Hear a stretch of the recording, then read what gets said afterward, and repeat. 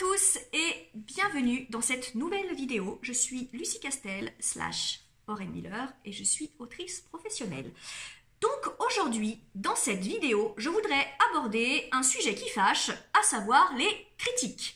Et attention, quand je dis critiques, c'est des critiques dans le cadre du processus d'écriture, donc faites par un éditeur ou faites par un bêta-lecteur en lequel vous avez confiance, bien sûr, pas les critiques que vous pouvez lire au détour d'un statut Facebook d'une obscure personne, vous ne savez pas d'où elle sort, voilà.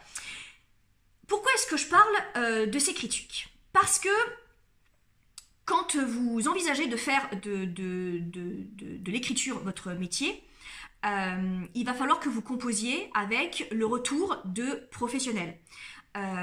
C'est pas parce que vous écrivez un texte qu'il ne sera jamais touché par personne. En fait, un texte se retravaille toujours et il se retravaille pour tout un tas de raisons. Soit pour des raisons purement syntaxiques de style, voilà, soit pour des raisons de ligne éditoriale, soit pour des raisons de politique éditoriale, enfin voilà. Il se remanie tout le temps. Le propre d'un texte, c'est que surtout, il ne doit jamais rester figé.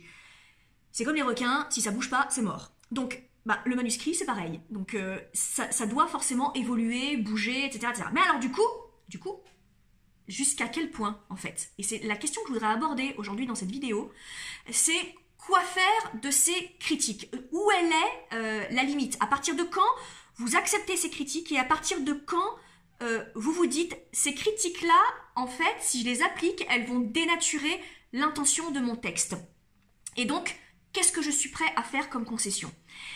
Et c'est un équilibre qui est compliqué à mettre en place, mais je dirais que la base, c'est que déjà, quand vous écrivez un roman, et quand vous avez terminé d'écrire un roman, il faut que vous vous demandiez, c'est quoi mon intention, en fait? C'est quel message je veux faire passer dans ce livre?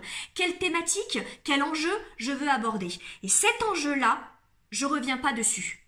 Ça déjà, ça vous donne le curseur, en fait.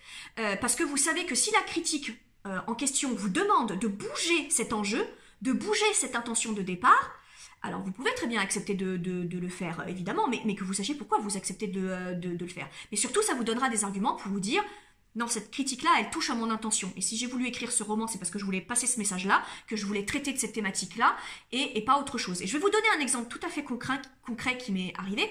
C'est à propos de l'un de mes livres, qui s'appelle Le Tyran des songes, et qui est un roman de fantasy, d'urban fantasy, si on veut être précis. Donc en gros, c'est une époque contemporaine. Et à un moment, dans cette époque contemporaine, les protagonistes vont basculer dans une réalité magique, fantastique, fantasmagorique, etc., etc. Bon. Il s'avère que j'ai proposé ce manuscrit à plusieurs maisons d'édition et l'une de ces maisons d'édition m'a répondu en disant que ils étaient tout à fait intéressés. Bon bref, ça allait plutôt dans le bon sens, j'étais très contente. Et puis très vite dans le message, ils m'ont dit par contre, on a bien étudié le marché et clairement sur ce type de mythologie que vous abordez, bon c'était une mythologie un peu gréco-romaine pour le coup.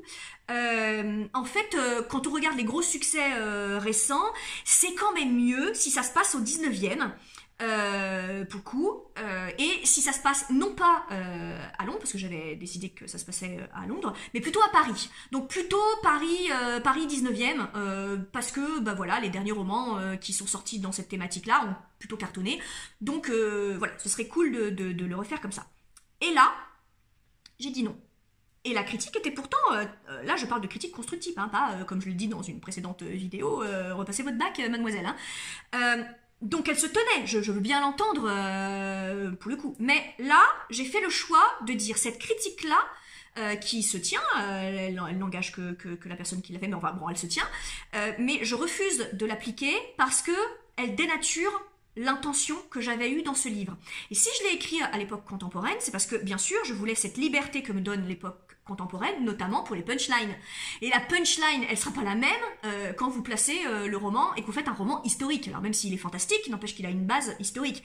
Et donc une héroïne contemporaine, elle n'a pas le même langage ni la même liberté d'action qu'une héroïne, même si c'est un monde fantastique, qu'une héroïne qui évolue au 18e. Donc tous vos dialogues, c'est autre chose. C'est pas que c'est moins bien, mais c'est juste que c'est autre chose. C'est un autre type de roman. Si je développe cet exemple-là, c'est juste pour vous expliquer qu'il n'y a rien de pire qu'un auteur qui n'accepte aucune critique et qui, encore une fois, fige son texte, qui n'accepte pas que celui-ci évolue. Mais dans le même temps, et c'est toute la difficulté de l'équilibre, mais dans le même temps, il faut quand même qu'il garde en tête que le pilote, c'est lui. Et que s'il a décidé de faire ce trajet-là, de faire ce voyage littéraire-là, c'est pas pour rien, c'est qu'il avait des choses à dire. Donc je pense que c'est important quand vous recevez une critique, de vous poser et de vous dire, voilà ce qui est négociable, figure de style, punchline, peut-être chapitre en trop, prologue à revoir, voilà, ce qui est négociable, et ce qui pour vous n'est pas négociable.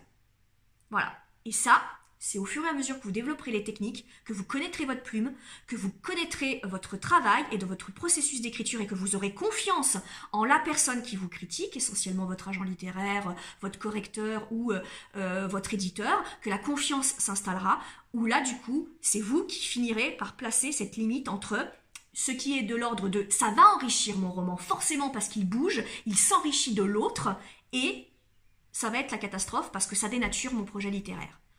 Voilà ce que je voulais vous dire aujourd'hui dans cette vidéo et je vous dis à une prochaine vidéo.